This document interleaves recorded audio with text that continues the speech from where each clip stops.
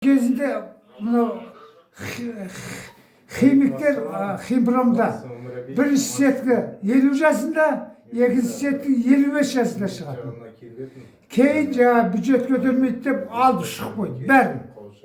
Бірінші сеткі, екінші сеткі жоқ, сеткіні алып тастады. Көрдіңіз бе?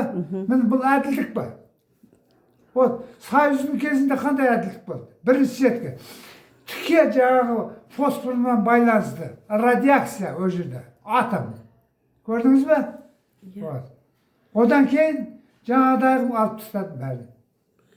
Енді Семей жақта аналарды неге 55 жаста, 58 жаста шығармайды, соны айтыңызшы, неге?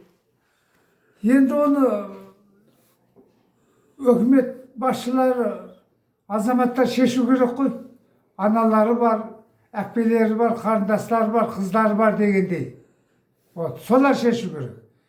Қазіргі қыз келешек ана, ананың денсаулығы мықты болу керек.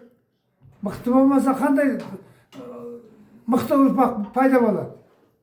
Соны ойлау керек мемлекет. Сондай енді.